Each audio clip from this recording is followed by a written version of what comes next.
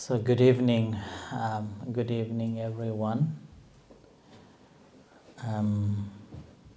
So today is a Wednesday evening.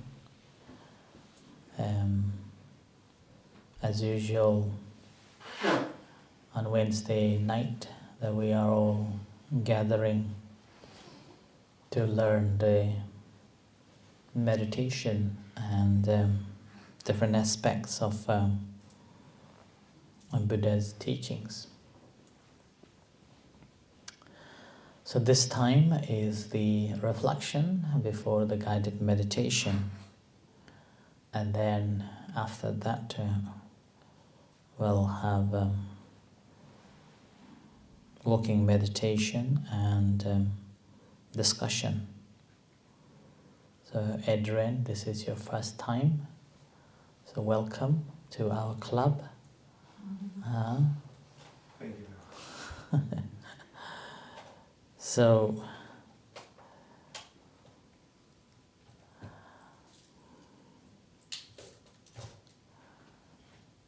when we moved to this place about 10 years ago, and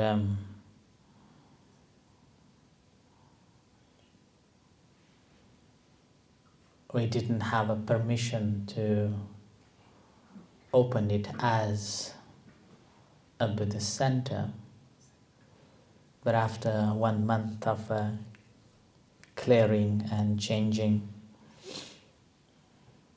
and we put up a signpost saying that Varapunya Meditation Center.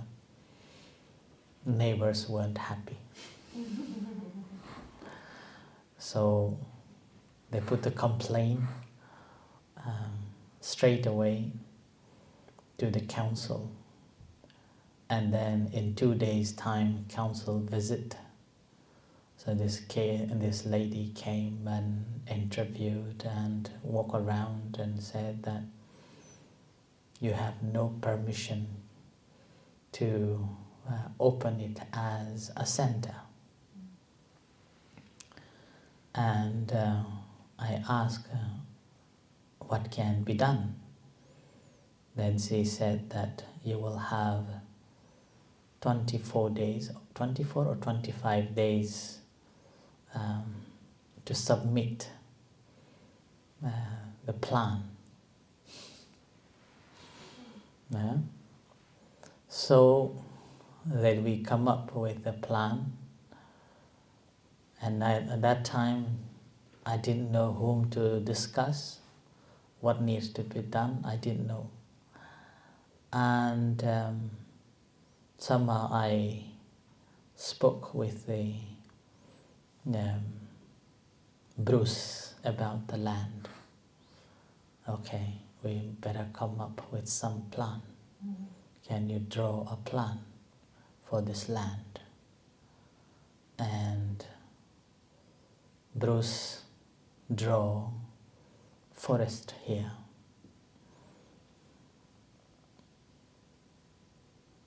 And then with that plan, with the help of a Paul, we hired an architect and put the planning application, change of use. And after 6 week time, then said the council rejected the planning permission to be open as a monastery, or the change of use as a monastery, with some conditions, because there were about 11 or 13 objections from neighbors.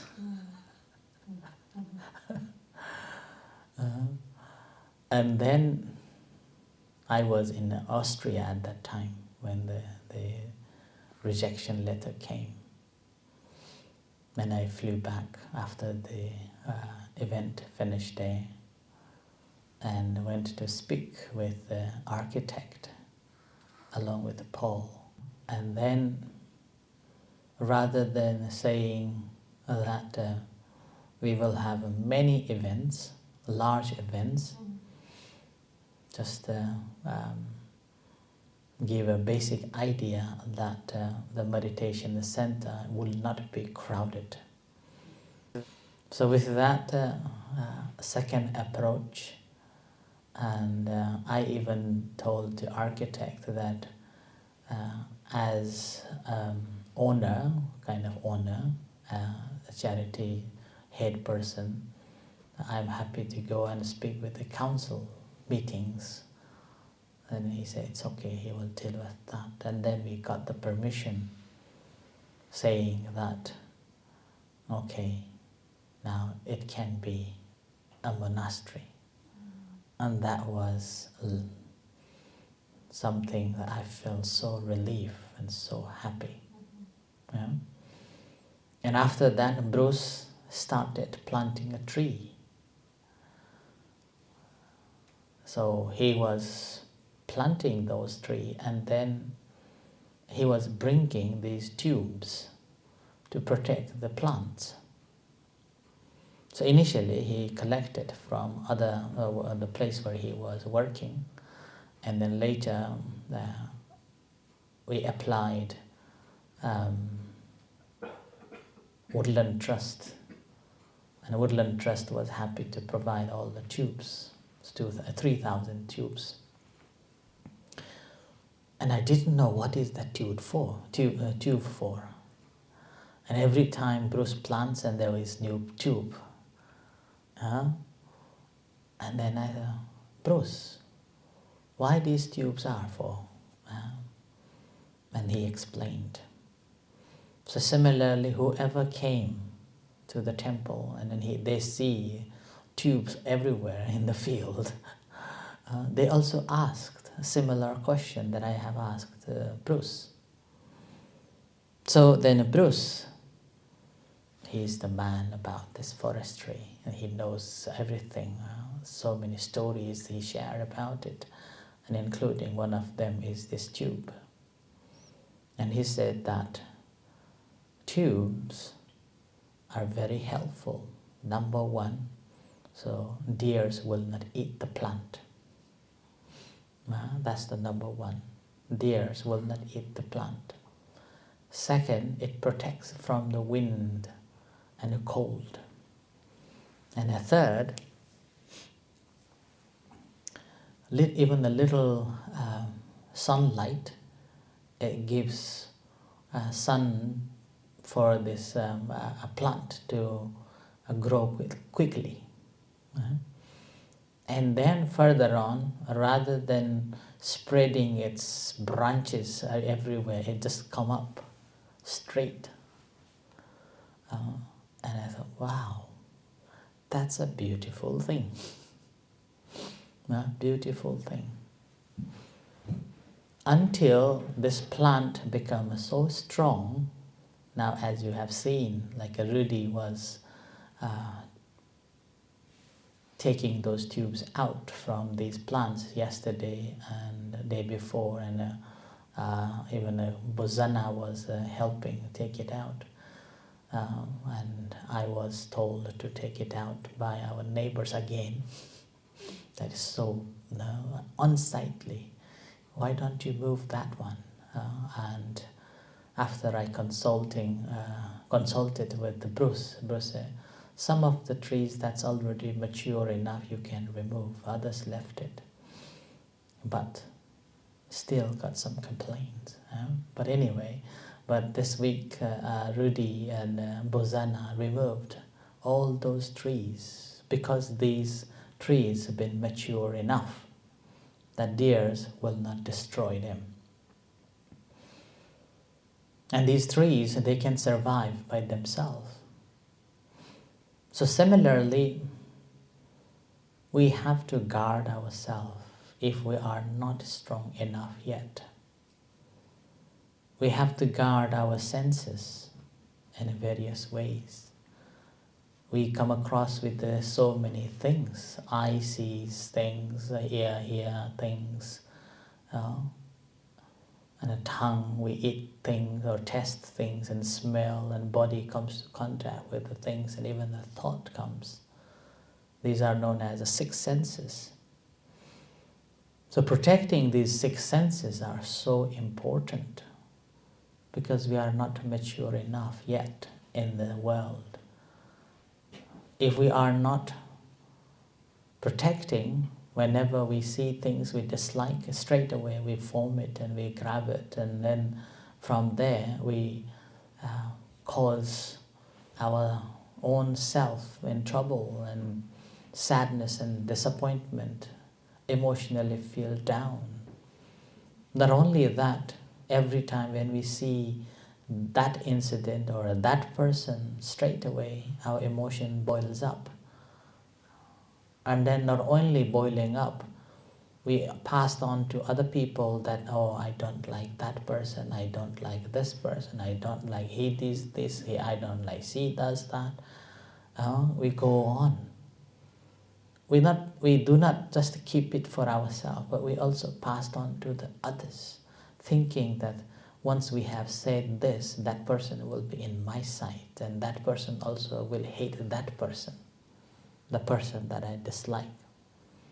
Similar to the any stories, like even these days we have a Middle East crisis. There will be, somebody will be supporting to the Trump, other will be supporting to the Iran, like that. So this is simply because we are not mature enough. We are just a little plant that the Bruce has planted. So we required protection from these tubes. So the practice of a meditation is basically learning to build up these tubes to protect ourselves so that we are immune to the things that we come across. The more we practice, the better we become. And with the help of this self-restraining all these senses in every way, every day, everywhere, it really matures ourselves to any situation, and we won't be disturbed by any stories, any sights, but full of mindfulness and full of a kindness to oneself and then to others. So with that, we are not only protecting ourselves, but also protecting others in the same time. We are safeguarding ourselves as well as providing a security for the others. So that's why one of the key factors of the practice of a mindfulness meditation is to protect our senses, and which we required almost every movement that we take in our life, because our senses is actually the world we have. So with this, I offer this as a reflection for today. Let's practice meditation.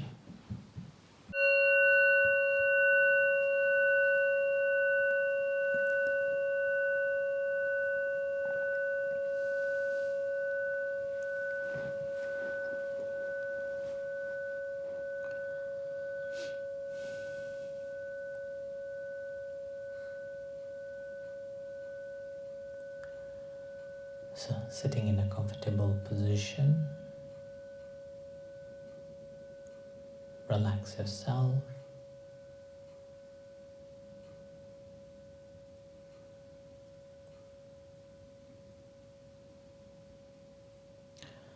And spend some time on the primary object. The breath incoming, outgoing, rising, falling.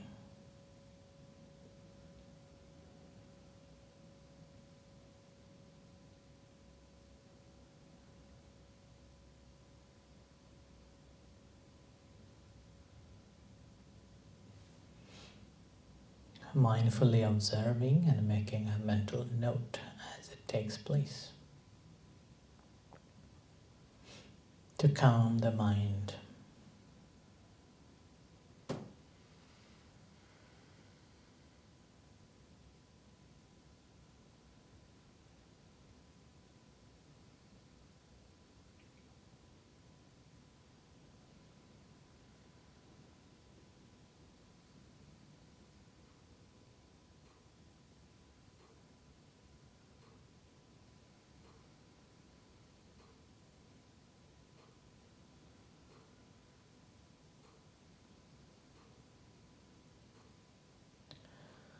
And do not control the breath or the process of arising and falling of abdomen. Let it naturally flows, like we are sitting at the bank of the river and watching the river flow. Breathing in, breathing out, rising, falling.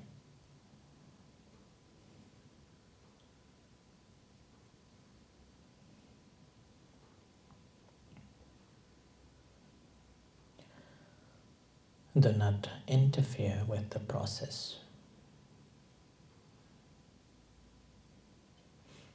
You may interfere it only for a couple of times at the beginning and then let it flow.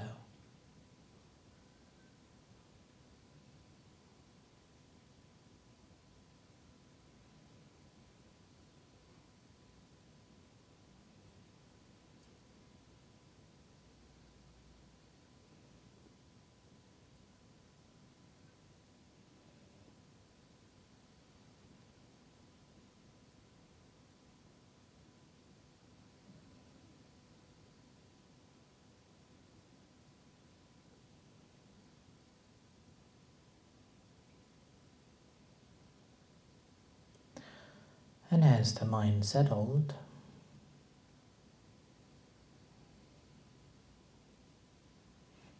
you may bring some of the emotions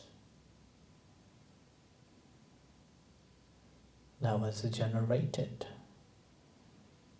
through the experience of what you have seen, what you have heard, or what you have come in contact with, or tasted, smell.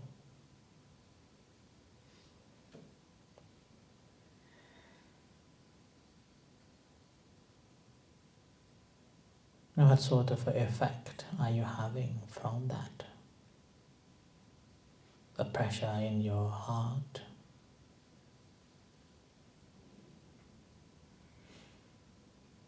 the different palpitations, the heat in your body,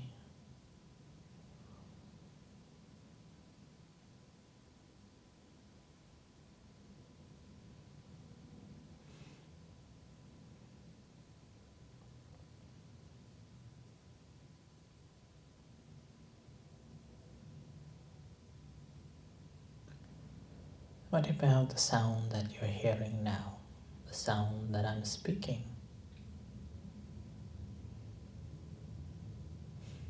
How are you perceiving it?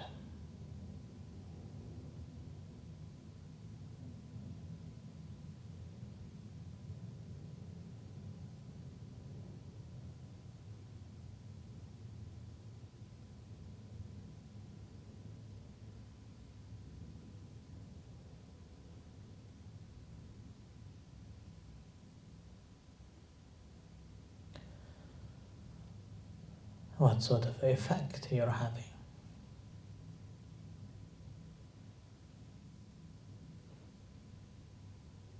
How do you deal with it?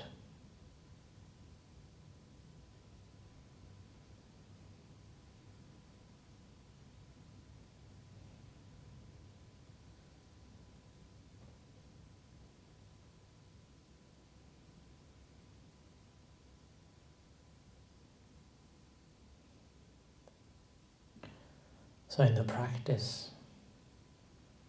how we deal with it is simply whatever arises, we deal with it as the secondary object.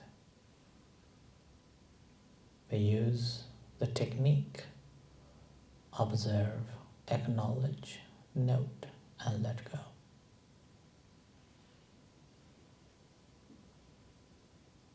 Whatever sound that we hear, whatever thought that we think, do not conceptualize it. Similar to whenever we see things, do not conceptualize it into this form or that form, but just the seeing, just the hearing.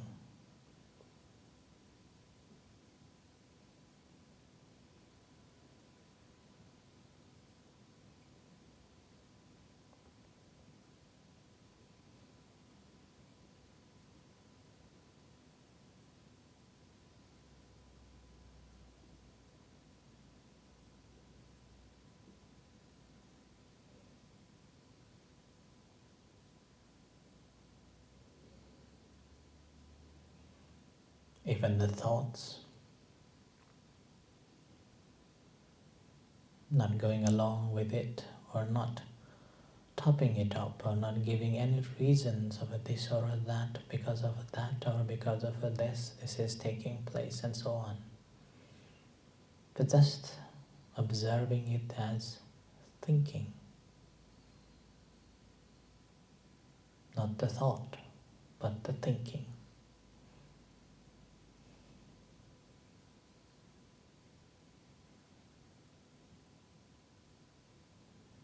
Similar way to how we deal with the pain or itchiness in our body. We're not taking it as itchiness in my leg or in my back, but we just observe it as itchiness or pain, and we leave it. Similarly, the thoughts are also like that. Doesn't matter pleasant sensations or unpleasant sensations arises. We do not put it into concepts. Do not delight, no dislike. Do not engage.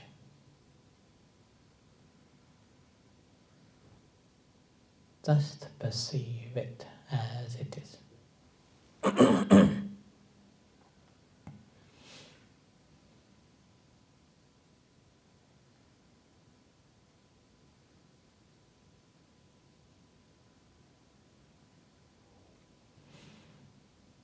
So continue practicing until you hear the gong.